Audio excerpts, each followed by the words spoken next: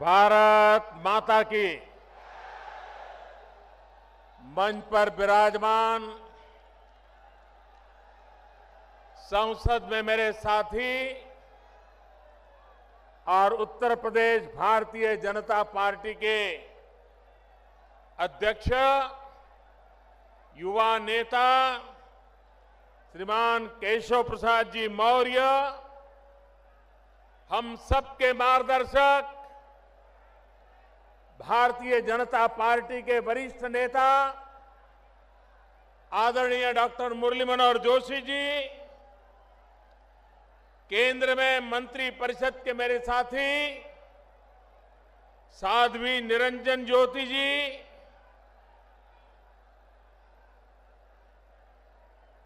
संसद में मेरे साथी श्री ओम जी, श्री देवेंद्र सिंह जी, केंद्र में मंत्री परिषद के मेरे साथी श्रीमान राजीव प्रताप रूडी जी, विधायक एवं महासचिव श्री सलील बिश्नोई जी, प्रदेश सचिव श्रीमान स्वतंत्र देव पटेल जी, श्रीमान विजय बहादुर पाठक जी, मानवेंद्र सिंह जी, कौशलेंद्र सिंह पटेल, बाबूराम निषाद, श्रीमती कृष्णा पासवान जी, प्रकाश शर्मा जी, सुरेंद्र मैथानी जी, अरुण पाठक जी, राहुल अग्निहोत्री जी, सत्यदेव पचौरी जी, श्रीमती अनीता गुप्ता जी, श्री रघुनंदन भदौरिया जी, रामशरण कटियार जी, सतीश महाना जी, श्रीमान हरद्वार दुबे जी और विशाल संख्या में पधारे हुए मेरे प्यारे भाई और बहनों,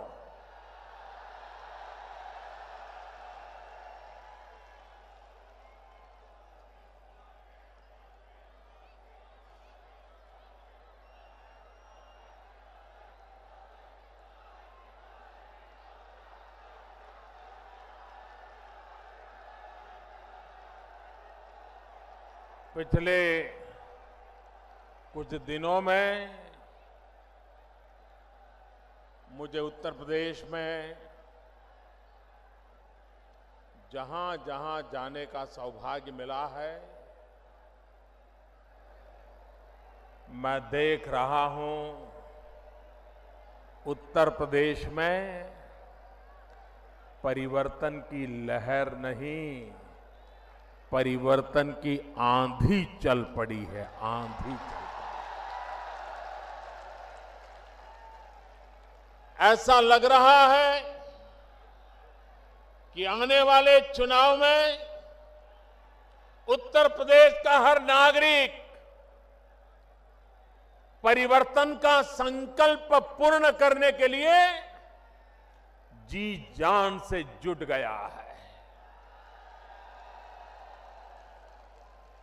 भाइयों बहनों,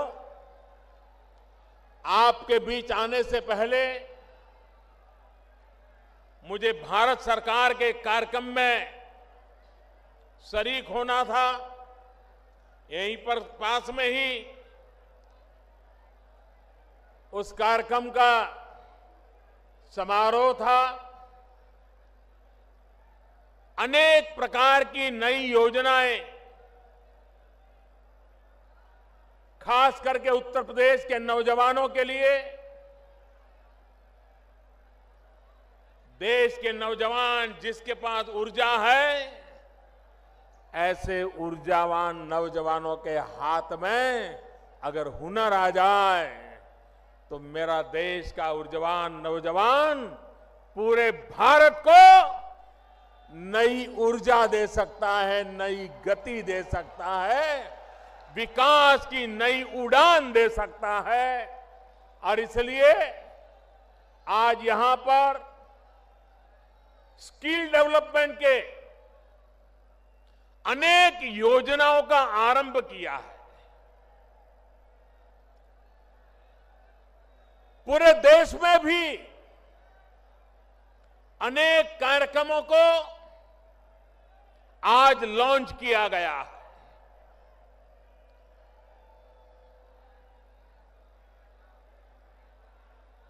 देश और दुनिया में आने वाले दिनों में जिनके पास युवा धन है, युवा शक्ति है,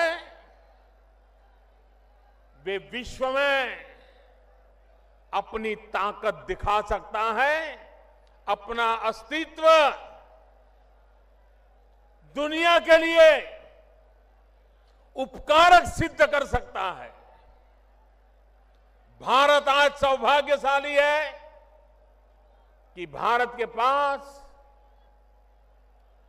35 से कम आयु की संख्या 65% से ज्यादा है। जो देश नौजवान हो, जिस देश के पास ऊर्जावान युवा हो, वह देश दुनिया के सामने अपनी ताकत का परिचय करवा सकता है। लेकिन वो तब संभव होता है जब उसके हाथ में हुनर हो, काम का अवसर हो, देश में गति हो, विकास की उड़ान हो। तो भाइयों बहनों, भारत में गरीबी को खत्म करने में देर नहीं लग सकती। भाइयों बहनों, ये ताकत मेरे देश के युवा में है। आज हमने गैस पाइपलाइन का भी लोकार्पण किया,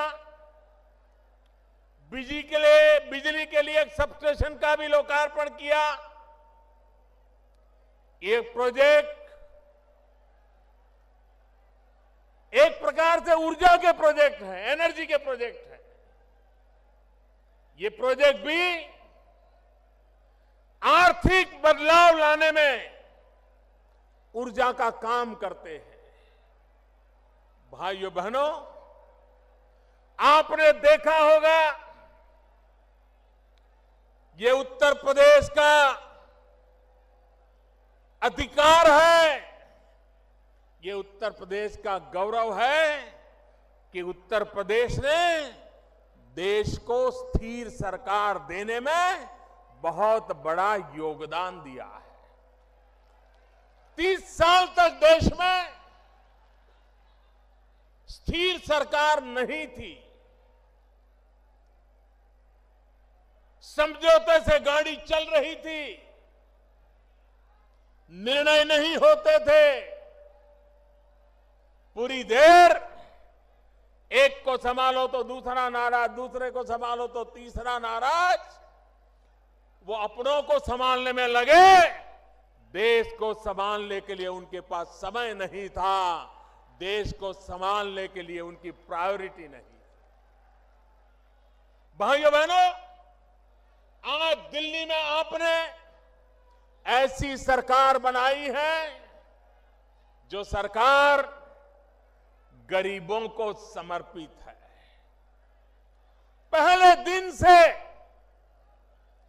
हमने जो जो योजना लाए हैं, वो सारी योजनाएं इस देश के गांव, गरीब, किसान, दलित, पीड़ित, शोषित, वंचित, माताएं, बहनें, युवा, उन्हीं के जीवन में बदलाव लाने के लिए हमारी सभी योजनाएं केंद्रित है।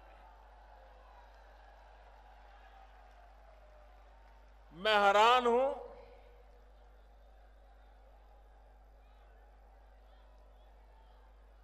एक तरफ हम देश को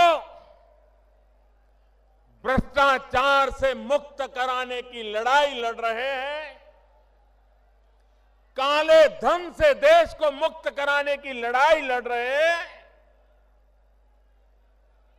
हमारा एजेंडा है भ्रष्टाचार बंद हो, हमारा एजेंडा है काला धन बंद हो, लेकिन उनका एजेंडा है संसद बंद हो, संसद बंद हो, संसद बंद हो।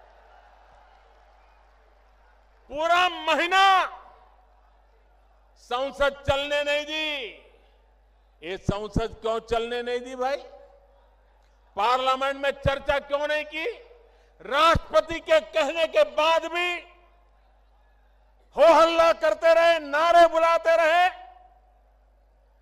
ये इसलिए करते थे कि जिन मुद्दों पर सरकार चर्चा चाहती थी, इससे वो भाग रहे थे, डर रहे थे। अब तक जिन्होंने सरकारें चलाई हैं, उनके लिए हिसाब देना जरा महंगा पड़ रहा था। और इसलिए संसद में हो हल्ला करो, नारेबाजी करो, स्पीकर महोदय पर कागज के टुकड़े फेंको, यही काम करते रहे। अरे म्युनिसिपैलिटी में चुने हुए लोग भी ऐसा व्यवहार करने से पहले 50 बार सोचते हैं। देश की संसद को, उसकी गरिमा को अपने राजनीतिक स्वार्थ के लिए चोट पहुंचाने का प्रयास, मेरे देशवासियों, ये बातें सामान्य नहीं है, गंभीर है। देशवासियों को समझना होगा। संसद पहले भी रुकती थी, संसद में पहले भी रुकावटें आती थी, लेकिन तब रुकावटें आती थी क्योंकि विरोधी दल मिलकर के बेईमानों के खिलाफ लड़ाई लड़ना चाहते थे, घोटालों को उजागर करना चाहते थे, घोटालेबाजों को सजा मिले इसकी मांग कर रहे थे, और इसलिए कभी कभी संसद में व्यवधान आते थे। पहली बार देश में ऐसा हुआ कि बेईमानों की मदद करने के लिए कुछ लोग संसद में नारे बोल रहे थे। सरकार बेईमानों को ठिकाने लगाने में लगी थी, विरोधी दल बेईमानों को बचाने के लिए एकजुट हो रहे थे।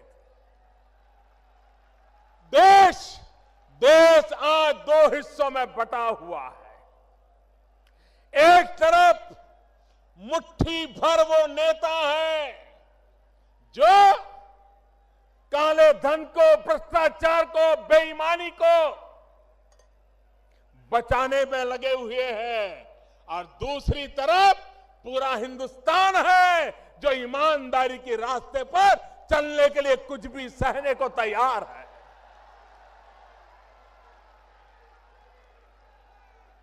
भाइयों बहनों, ये भ्रष्टाचार, ये काला धन, काला मन, काला कारोबार, यही है जिसने मध्यम वर्ग का शोषण किया है और गरीबों के हक को छीना है। भाइयों बहनों, आज दिल्ली में ऐसी सरकार बैठी है जो गरीबों को हक दिलाना चाहती है, जो मध्यम वर्ग को शोषण से मुक्त कराना चाहती है, जो देश में ईमानदारी के रास्ते पर आगे बढ़ना चाहती है, और देशवासी जिस ईमानदारी के लिए पहचाने जाते हैं उसको लेकर के एक नई ताकत खड़ी करना चाहती है। लेकिन भाइयों बहनों, जिनको आदत बेईमानी की पड़ी है, जिनको आदत गलत काम करने की पड़ी है, उनसे अब देश ज्यादा अपेक्षा नहीं कर सकता है। और इसलिए मेरे प्यारे देशवासियों, मेरे प्यारे भाइयों बहनों, ये परिवर्तन की आग, ये परिवर्तन की ललक, पूरे उत्तर प्रदेश में परिवर्तन की आंधी क्यों आई है? यहां के लोग गुंडागर्दी से तंग आ चुके हैं, तंग आ चुके हैं।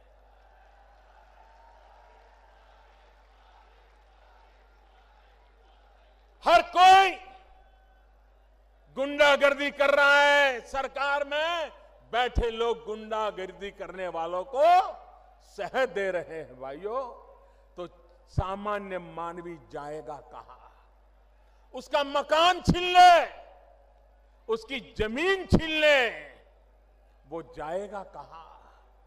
भाइयों बहनों, जब तक लखनऊ में सरकार नहीं बदलोगे, ये गुंडागिर्दी करने वाले ठिकाने नहीं लगने वाले। सामान्य मानवी को परेशान करने वाले लोग चुप बैठने वाले नहीं हैं। और इस चुनाव में भी ये गुंडागिर्दी पालने वाले और गुंडागिर्दी करने वाले बेखौफ होकर के चुनाव में अनाप शनाप सब कुछ करने पर तुले होंगे, लेकिन ईमानदारी के रास्ते पर चलने वाला हिंदुस्तान का नेक दिल इंसान उत्तर प्रदेश के भविष्य के लिए संकल्पबद्ध होकर के परिवर्तन ला करके रहने वाला है, ये मैं साफ देख रहा हूं। भाइयों बहनों,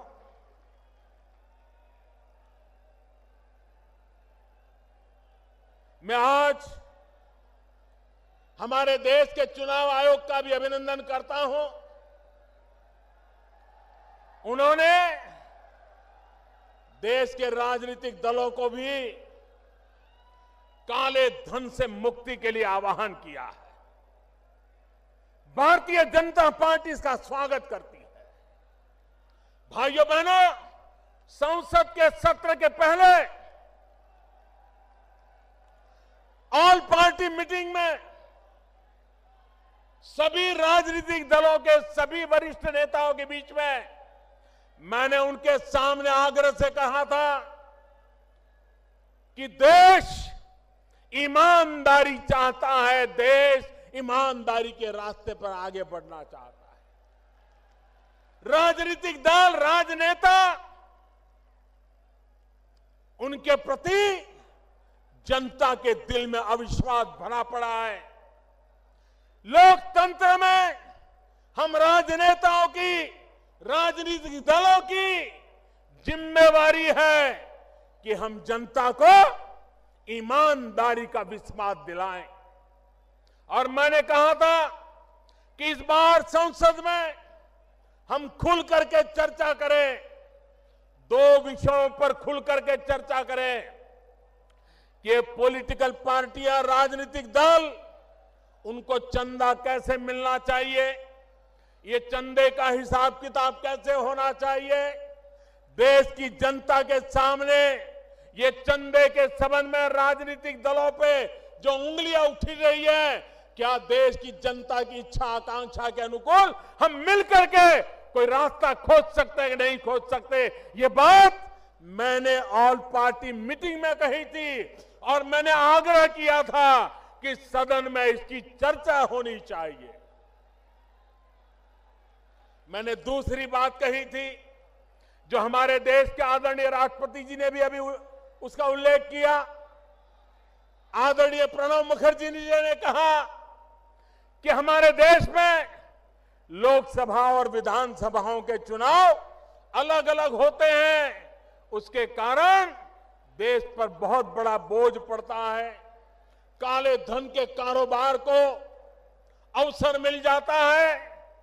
क्यों न देश में लोकसभा और विधानसभाओं के चुनाव साथ साथ कराने का वातावरण क्यों न बनाया जाए, व्यवस्था क्यों न खड़ी की जाए।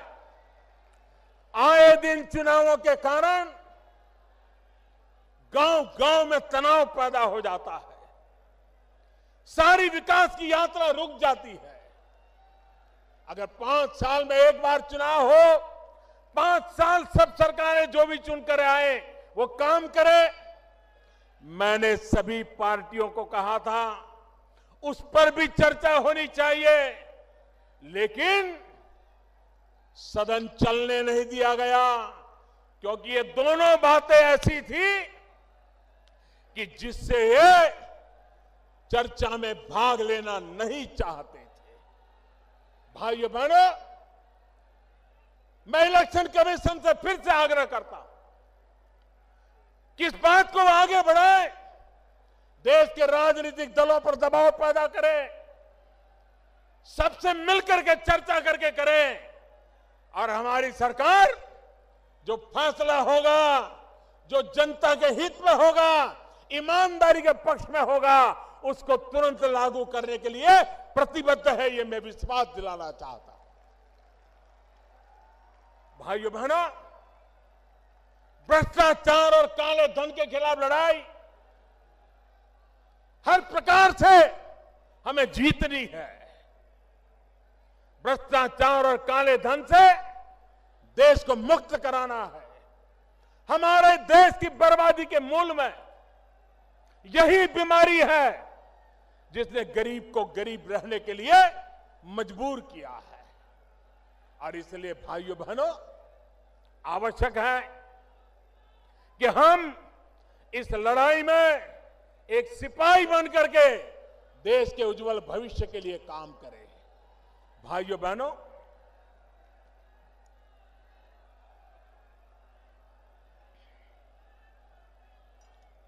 आठ नवंबर को हमने नोटबंदी का निर्णय किया। आप जानते हैं कैसे कैसे लोगों के पसीने छूट गए हैं, जिन्होंने गरीबों का लूटा है। वे आज परेशानियां झेल रहे हैं, रास्ते खोज रहे हैं। गरीबों के घर जाकर के कतार लगा के खड़े हो गए थे कि मेरे पैसे हैं, कुछ तुम रख लो, बैंक में जमा कर दो ताकि मैं बच जाऊं। भाइयों बहनों, जब 1000 की नोट थी तो 100 की नोट को कोई पूछता नहीं था। अब 1000 और 500 की चली गई तो 100 वालों की ताकत बढ़ गई, ताकत बढ़ गई। वो भी दिन थे जब बड़े बड़े लोगों की पूछ होती थी, छोटे लोगों को पूछता नहीं था। अब छोटी नोट भी पूछी जाती है, पूजी जाती है, छोटे लोग भी पूछे जाते हैं, पूजे जाते हैं। ये बदलाव आया है। भाइयों बहनों, कांग्रेस पार्टी 35 साल पहले जो कानून बनाया था पॉलिटिकल पार्टियों के हिसाब किताब के संबंध में, हमारी सरकार ने उसमें फुल स्टॉप कॉमा को भी हाथ नहीं लगाया है। और कल मैंने देखा कांग्रेस के नेता हमें बदनाम करने के लिए उछल पड़े थे। मैं जरा कांग्रेस वालों को याद कराना चाहता हूं, कांग्रेस पार्टी के लोग सीना तान करके मीडिया के सामने बोलते थे, बेशर्मी के साथ बोलते थे। जब सीताराम केसरी कांग्रेस पार्टी के कोषाध्यक्ष हुआ करते थे, परमानेंट कोषाध्यक्ष थे, और सीताराम केसरी कैसे कोषाध्यक्ष थे तो खुद कांग्रेस के लोग बोलते थे, न खाता न वही, जो केसरी कहे वो ही सही। न खाता न वही, केसरी कहे वो ही सही। ये तो उनके हिसाब किताब के तरीके थे। देश की जनता को कभी हिसाब न देना, भ्रष्टाचार पनपे तो पनप देना, खुद के फायदे में जो हो वो करते रहना। इसी का परिणाम है कि देश तबाह हो गया है। भाइयों बहनों, हम विकास की नई ऊंचाइयों पर देश को ले जाना चाहते हैं। आप मुझे बताइए,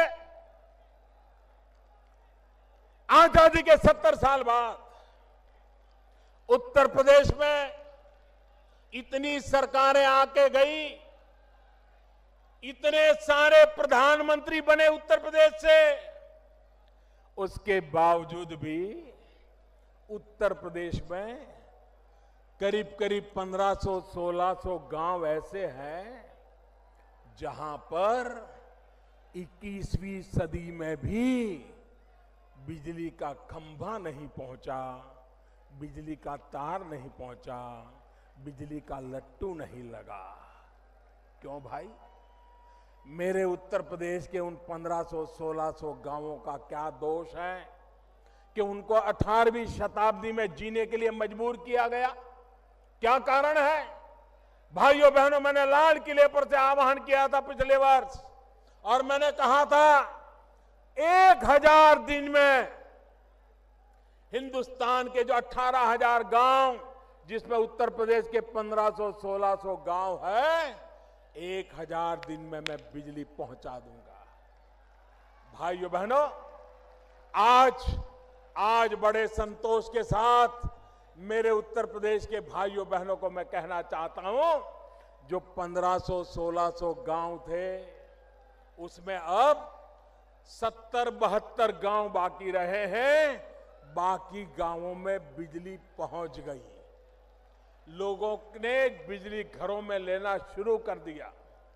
भाइयों बहनों, जो 70-72 गांव बाकी रहे हैं, उसमें भी 50 गांव ऐसे हैं जहां कोई लोग ही नहीं रहते, सिर्फ कागज पर गांव का नाम बचा है। एक प्रकार से सिर्फ 20-22 गांव बाकी है जिसका काम तेजी से चल रहा है। अगर यहां की सरकार रुकावट न डाले तो वो काम भी बहुत तेज गति से पूरा कर देंगे। ये मैं हिसाब आपको दे रहा हूं। भाइयों बहनों, एक समय था गैस का कनेक्शन लेना हो, गैस सिलेंडर लेना हो, तो कितने पापड़ बेलने पड़ते थे। ये माताएं बहनों ने तो कभी सोचा भी नहीं था, गरीब माँ बहनों ने, कि कभी उनके घर में भी गैस का चूल्हा होगा, गैस का सिलेंडर होगा, और फटाक से खाना पका करके, खाना बच्चों को खिला करके रोजी रोटी कमाने के लिए जा पाएंगे। कभी सोचा तक नहीं। हमने बीड़ा उठाया है। 3 साल के भीतर हिंदुस्तान के गरीब परिवारों में गैस का कनेक्शन देना, गैस का सिलेंडर पहुंचाना, और लकड़ी के चूल्हे से शहद बर्बाद हो रही मां बहनों को बचाने का हमने बीड़ा उठाया है। और आज अकेले उत्तर प्रदेश में लाखों परिवारों में कोई भ्रष्टाचार की शिकायत नहीं है, कोई भाई भतीजेवाद की शिकायत नहीं है, कोई जातिवाद की शिकायत नहीं है। जिसका भी नाम गरीबी की रेखा के नीचे रिकॉर्ड पर लिखा है, 35 लाख से ज्यादा लोगों के घरों में गैस का कनेक्शन पहुंच गया, गैस का चूल्हा जलने लग गया, बच्चों को अच्छा खाना मिलना शुरू हो गया। भाइयों बहनों, अगर काम करना चाहे तो काम कैसे हो सकता है, इसका ये उदाहरण आप दे सकते हैं। भाइयों बहनों, ये उत्तर प्रदेश, कोई साल ऐसा नहीं जाता है जबकि गन्ना किसान परेशान न होता हो। मिले समय पर चालू न होना, गन्ना किसानों को पैसा नहीं मिलना, मिले देर से चालू करने के कारण गन्ने का वेट कम होता है, मिलों वालों को मुनाफा होता है। पहली बार भाइयों बहनों समय पर मिलें चालू हुई है, और गन्ना किसानों के 2013, 14, 15 में जो बकाया राशि 20-22 हजार करोड़ थी, उसको भुगतान करने में हमारी सरकार ने सफलता पाई है। भाइयों बहनों, यह काम होता है, और इसलिए हम देश के किसान को भी ताकत देना चाहते हैं। सॉइल हेल्थ कार्ड, यूरिया का निम कोटिंग, आप जानते हैं यूरिया का क्या उपयोग होता था। मैं जरा दिल्ली वालों को कहना चाहता हूं, दिल्ली वाले बड़े चाव से जो दूध पीते थे ना, उनको पता भी नहीं चलता था कि सही में गाय या भैंस का दूध कौन सा है और यूरिया से बना हुआ सिंथेटिक दूध कौन सा है, पता तक नहीं चलता था। यूरिया का उपयोग खेत में किसानों को मिलने के बजाय देश को बर्बाद करने पर तुले हुए मुट्ठी भर लोग उसमें से सिंथेटिक दूध बना करके दिल्ली के लोगों तक पहुंचा देते थे। अब हमने यूरिया का नीम कोटिंग कर दिया।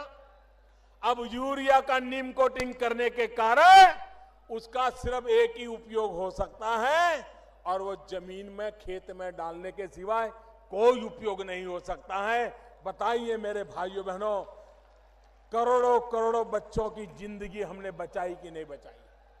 बताइए मेरे भाइयों बहनों, करोड़ों करोड़ों बच्चों की जिंदगी बचाई कि नहीं बचाई? एक निर्णय, नीम कोटिंग, यूरिया का नीम कोटिंग सिंथेटिक दूध बनाने वालों के धंधों पर चोट पहुंचा दी और देश के करोड़ों बच्चे जिनको इस प्रकार का यूरिया से बना हुआ दूध पिलाने के लिए मजबूर किया जाता था, उन बच्चों की जिंदगी बचाने का काम एक निर्णय से हमने कर लिया है भाइयों। ये नोटबंदी भी ऐसी है, एक निर्णय से अच्छों का खेल खत्म हो चुका है। कुछ लोगों को लगता था कि बैंक में पैसे डाल दिए तो सफेद हो जाएंगे। ये गलती कर गए, उनको पता नहीं था ये सरकार ईमानदारी की सरकार है, ईमानदारी के लिए सरकार है, ईमानदारों के कारण ये सरकार है। और इसलिए जो सरकार ईमानदारों के कारण हो, जो सरकार ईमानदारी के लिए हो, जो सरकार ईमानदारों के लिए हो, उस सरकार को कम मता किए फंस गए। उनको लग रहा था अब हमने टेक्नोलॉजी से ढूंढ रहे हैं कहां से रुपया आया, कब आया, वो आया था वो कौन था, सीसीटीवी कैमरा में देखा जा रहा है। और आपने देखा होगा दमादम रुपये पकड़े जा रहे हैं कि नहीं पकड़े जा रहे हैं। पहले कभी ये दृश्य देखा था? पहले कभी देखा था ये लूटने वालों पर हाथ लगाने की किसी की ताकत थी? भाइयों बहनों, आज हिंदुस्तान के हर कोने में जिन्होंने देश के गरीबों के साथ खिलवाड़ किया है, उनका हिसाब मैं चुकता कर रहा हूं भाइयों। मैं जानता हूं इनकी ताकत कितनी है। जो लोग इतनी ताकत रखते हैं, बैंक के अफसरों को भी खरीद सकते हैं। भाइयों बहनों, वो कुछ भी कर सकते हैं, लेकिन मेरे देशवासियों, ये लड़ाई देश के ईमानदारों की लड़ाई है, देश के गरीबों की लड़ाई है। और ये सरकार ये लड़ाई जीत करके रहने वाली है, क्योंकि देश ईमानदारी की लड़ाई जीतना चाहता है। मेरे भाइयों बहनों, ये बात मैं भली भांति जानता हूं। इतना बड़ा देश, इतनी बड़ी जनसंख्या, इतना बड़ा कारोबार नोटों का और इतना बड़ा निर्णय, लोगों को क्या कुछ सहना पड़ा है इसका मुझे पूरा अंदाज है। मेरे देशवासियों ने ये जो कुछ भी सहा है, देश के उज्जवल भविष्य के लिए सहा है। मेरे देशवासियों ने 8 नवंबर से आज तक भांति भांति के कष्ट झेले हैं, लेकिन मेरे देशवासियों, आपने जो कष्ट झेला है वो अपने स्वार्थ के लिए नहीं झेला है, देश के स्वार्थ के लिए झेला है, देश की भलाई के लिए झेला है। और इसलिए भाइयों बहनों, आपको कभी निराश होने का अवसर नहीं आएगा, क्योंकि इसके साथ ईमानदारी है, पवित्रता है, प्रामाणिकता है। भाइयों बहनों, मैंने पहले दिन से कहा है कि 50 दिन तक एक कठिनाई, भांति भांति की कठिनाइयां आती रहेगी। कभी कम दिखती होगी, कभी बढ़ती दिखती होगी। 50 दिन तक ये होने वाला है, ये मैंने पहले दिन कहा था। और 50 दिन के बाद ये कठिनाइयां बढ़ना बंद कर देगी, बढ़ नहीं पाएगी। कठिनाइयां कम होने की शुरुआत हो जाएगी। ये मैंने पहले दिन कहा था, आज दोबारा कह रहा हूं। भाइयों बहनों, जो लोग एटीएम के ऊपर कतार लगा के खड़े रहते हैं, जो लोग बैंक में पैसे लेने जाते हैं, मैं जरा हमारे विरोधियों से कुछ सवाल पूछना चाहता हूं। एक तरफ वो कहते हैं कि लोगों का बैंक में खाता ही नहीं है, खाता ही नहीं है। दूसरी तरफ कहते हैं कि लोग बैंक में पैसे लेने, गरीब आदमी जाता है, उसको पैसा नहीं मिलता है। भाई एक चीज तो सच बताओ, एक तरफ कहते हो गरीब का खाता नहीं, दूसरी तरफ कहते हो गरीब पैसे लेने जाता है, मिलता नहीं। जनता को गुमराह करने के लिए झूठ क्यों बोलते हो? ये लोग, जब मैं कहता हूं digital, online, less cash, need based cash, भाइयों बहनों, एक जमाना था बड़ा चांदी का रुपया होता था तभी बाजार में चलता था। बदलते बदलते बदलते कागज की नोट तक रुपया आ गया। भाइयों बहनों, अब तो वक्त वो आया है कि हाथ लगाए बिना भी मोबाइल फोन से रुपयों का कारोबार किया जा सकता है। आपकी मोबाइल फोन ही आपकी बैंक बन जाती है। चाय पी करके मोबाइल फोन से पैसे दिए जा सकते हैं, चाय पीने वाले से मोबाइल से पैसा लिया जा सकता है, नोटों के बिना किया जा सकता है। जब मैं ये बताता हूं तो ये लोग क्या कहते हैं, कर इस देश में कहां लोगों के पास मोबाइल फोन है, इस देश में कहां ये है। यही लोग हर चुनाव में ये भाषण देते थे कि राजीव गांधी प्रधानमंत्री थे, वो हिंदुस्तान में कंप्यूटर युग लाए। राजीव गांधी प्रधानमंत्री थे, इस देश में मोबाइल फोन लाए। राजीव गांधी प्रधानमंत्री थे, इस देश के गरीबों के हाथ में उन्होंने मोबाइल फोन दे करके एम्पावरमेंट किया। यही भाषण ये लोग करते थे। लेकिन अब जब मैं कह रहा हूं कि मोबाइल फोन को बैंक बना दो, तो कहते हैं मोबाइल फोन है ही कहां, गरीब के पास मोबाइल है कहां।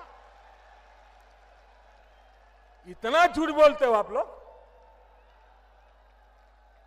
यही लोग ढोल पीटते थे कि राजीव गांधी ने मोबाइल फोन दिया। अब मैं कहता हूं मोबाइल फोन का बैंक बनेगा, तो कहते हैं मोबाइल फोन है ही नहीं। आप इनको पहचानो, एक कितना झूठ बोलते हैं। ये लोग गुमराह कैसे करते हैं, लोगों को भड़काने का काम कैसे करते हैं। भाइयों बहनों, ये सरल कारोबार है और भारत सरकार ने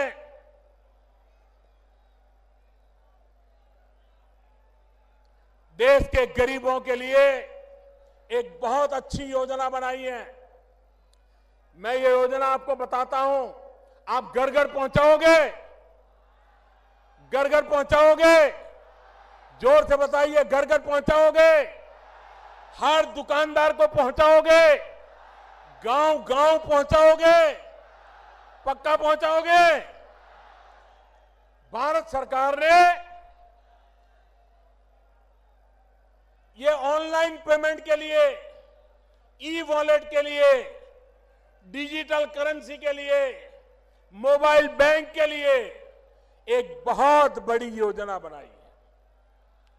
25 दिसंबर क्रिसमस की गिफ्ट के रूप में इसकी शुरुआत होने वाली है। और योजना ये है कि 8 नवंबर से अब तक 25 तारीख तक अगर आपने अपने डेबिट कार्ड से, क्रेडिट कार्ड से कोई खरीदी की होगी, आपने मोबाइल फोन के वॉलेट से कोई खरीदी की होगी, तो उसका एक विशिष्ट नंबर जनरेट होता है। इन सारे नंबरों का 25 तारीख को ड्रॉ निकलेगा, इनाम का ड्रॉ निकलेगा और 15,000, कम नहीं, 15,000 लोग जिनका नंबर लगेगा उनके खाते में सरकार की तरफ से 1,000 रुपया जमा हो जाएगा। ये काम हर दिन होने वाला है, एक दिन नहीं, हर दिन होने वाला है, 100 दिन तक चलने वाला है। मतलब कि हर दिन नए 15,000 लोग, जिसको एक बार मिल जाएगा उसको दोबारा नहीं मिलेगा। हर दिन 15,000 लोगों को 1,000 रुपया उनके खाते में जाएगा। 100 दिन में 15 लाख परिवारों में 1,000 रुपया पहुंच जाएगा। दूसरा, 7 दिन के बाद 30 दिसंबर को एक बड़ा ड्रॉ होगा, जिसमें लाखों रुपया के इनाम दिए जाएंगे। और 3 महीने के बाद 14 अप्रैल डॉक्टर बाबा साहब आंबेडकर की जन्म जयंती पर एक बम्पर ड्रॉ होगा और 8 नवंबर से लेकर के 14 अप्रैल तक जिसने भी इस प्रकार से कारोबार में खरीद बिक्री की होगी उनको करोड़ों करोड़ों रुपयों का इनाम दिया जाएगा। भाई, ये तो हो गया ग्राहक के लिए, लेकिन दुकानदार के लिए भी इनाम है। जो दुकानदार ये मोबाइल फोन से माल बेचता है, डेबिट कार्ड, क्रेडिट कार्ड से माल बेचता है, उसका भी अलग नंबर निकलेगा और उसका भी ड्रॉ होगा और हर सप्ताह उसको हजारों रुपयों के इनाम दिए जाएंगे। ये हर सप्ताह होता रहेगा। व्यापारियों को भी इनाम मिलेगा, ग्राहक को भी इनाम मिलेगा, लेकिन ये इनाम बड़े लोगों के लिए नहीं है, ये इनाम छोटे लोगों के लिए है। जो 50 रुपये से ज्यादा खरीद करता है और जो 3,000 रुपये से कम खरीदता है, उसी को इसका लाभ मिलेगा। 3,000 से ज्यादा खर्च करने वाले को इनाम की जरूरत नहीं होती है। ये गरीब के लिए है, गरीब के लिए। उसी प्रकार से दुकानदार जिसका साल भर का कारोबार 2 करोड़ रुपए से कम है, उस दुकानदार को ही इनाम मिलेगा। बड़े बड़े अरबों खरबों रुपयों के दुकानदारों को इसका लाभ नहीं मिलेगा। छोटे छोटे लोग, धोबी होगा, मोची होगा, दर्जी होगा, दूध बेचने वाला होगा, चाय बेचने वाला होगा, कपड़े बेचने वाला होगा, किराने बेचने वाला होगा, बिस्किट बेचने वाला होगा, छोटे छोटे लोग, ऐसे छोटे छोटे दुकानदारों को ये इनाम मिलने वाला है। और इसलिए मेरे भाइयों बहनों, आप लोग ये कोशिश करेगा आपके गांव में भी इनाम आए, आपके गांव के लोग भी मोबाइल फोन से खर्च करने की आदत डालें, व्यापारी भी मोबाइल फोन से लेन देन करना शुरू करे। आप देखिए, भ्रष्टाचार और कालेबाजारी करने वालों के दिन समाप्त हो जाएंगे। भाइयों बहनों, फिर से कभी देश में काले धन की नौबत नहीं आएगी, फिर से इस देश में भ्रष्टाचार के खेल नहीं हो पाएंगे। ये काम हम सबको मिलकर के करना है। भाइयों बहनों, मैं आज इस कानपुर की धरती से देशवासियों को हृदय से अभिनंदन करना चाहता हूं। ये लड़ाई जीत हम इसलिए रहे हैं क्योंकि देश के करोड़ों करोड़ लोगों ने आशीर्वाद दिए हैं। ईमानदारी की लड़ाई आगे इसलिए बढ़ रही है कि करोड़ों करोड़ों गरीब देशवासियों ने, मध्यम वर्गीय लोगों ने, ईमानदार लोगों ने देश के लिए कष्ट झेला है। घंटों तक कतार में खड़े रहे, लोगों ने आकर के उनको उकसाने की कोशिश की, राजनेताओं ने भड़काने की कोशिश की, भांति भांति की बातें चलाई गई, लेकिन कश्मीर से कन्याकुमारी, अटक से कटक, पूरा हिंदुस्तान ईमानदारी के साथ खड़ा रहा। इससे बड़ा किसी देश का सौभाग्य नहीं हो सकता। भाइयों बहनों, भाइयों बहनों, मैं मीडिया के मित्रों से भी आग्रह करता हूं, मैं पत्रकारिता जगत से भी आग्रह करता हूं, मैं इंटेलेक्चुअल वर्ल्ड से भी आग्रह करता हूं, लिखने पढ़ने की ताकत वालों से भी आग्रह करता हूं। आप दुनिया को बताओ, आप दुनिया को बताओ, ये 125 करोड़ का देश, कई लोग ऐसे हैं जिनको स्कूल कॉलेज जाने का सौभाग्य नहीं मिला है, अशिक्षा है, गरीबी है, उसके बावजूद भी 125 करोड़ का देश ईमानदारी की लड़ाई के लिए, कष्ट झेलने के लिए तैयार हुआ है। ये दुनिया के लिए बहुत बड़ी खबर है, बहुत बड़ा अजूबा है। दुनिया में कहीं ये संभव नहीं हो सकता जो मेरे देशवासियों ने करके दिखाया है। उनके जितने गीत गाए उतना कम है, उनके जितने गुणगान करे उतना कम है। दुनिया को भारत की ताकत का परिचय कराए उतना कम है। और इसलिए मैं बुद्धिजीवियों से कहना चाहता हूं कि भारत के गरीब ने, भारत के अनपढ़ व्यक्ति ने, भारत के ईमानदार व्यक्ति ने जो ताकत दिखाई है, उससे जरा दुनिया को परिचय करवाइए। ये मेरे देश की ताकत है, इसी ताकत से देश आगे बढ़ने वाला है। भाइयों बहनों, जब अच्छा करते हैं तो तप करना पड़ता है, तपस्या करनी पड़ती है और तप झेलना भी पड़ता है। मेरे देशवासियों ने अद्भुत कमाल की है भाइयों, अद्भुत कमाल की। इतिहास इस घटना को इसलिए याद नहीं करेगा कि कौन प्रधानमंत्री था और किसने निर्णय किया था। इतिहास इस घटना को इस रूप में देखेगा कि 125 करोड़ का देश ईमानदारी के लिए कैसे खड़ा हो गया था। यह इतिहास दर्जित करने वाला है। इस लड़ाई का विजय किसी प्रधानमंत्री का नहीं है, इस लड़ाई का विजय किसी दल का नहीं है, इस लड़ाई का विजय किसी सरकार का नहीं है। यह लड़ाई का विजय ईमानदार देशवासियों का विजय है, ईमानदारी का विजय है। ईमानदारी पर देश को आगे ले जाने की लड़ाई का विजय है। और इसलिए मेरे प्यारे भाइयों बहनों, आपने जो आशीर्वाद दिया है, आपने जो आशीर्वाद दिया है, इसको मैं शत शत नमन करता हूं। मुझे फिर एक बार भाइयों बहनों, मुझे बताइए, हाथ ऊपर करके बताइए, ईमानदारी की लड़ाई लड़नी चाहिए कि नहीं लड़नी चाहिए? बेईमानी खत्म होनी चाहिए कि नहीं होनी चाहिए?